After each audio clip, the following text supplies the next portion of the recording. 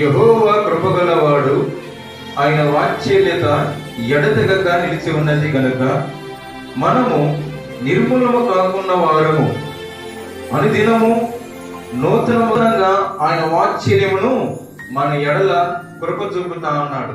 అంటే దేవుడు మనల్ని ఎలాగ చూసుకుంటున్నాడంటే మన జీవితాలను నూతన పరచాలి, మన జీవితాలను బాగు చేయాలి, మన జీవితాలను మంచి యొక్క ఉన్నతమైన స్థానములకు వారు రావాలి అని దేవుడు తన వాత్సల్యమును మన మీద అనుదినము ప్రతిక్షణము మనకి అందిస్తూ వస్తున్నట్టుగా ఇక్కడ కనబడుతూ ఉంది. కాబట్టి యెహోవా కృపగల దేవుడు అనబడుతుంది. ఇక్కడ ఎవరంటే ఆయన కృపగల దేవుడు.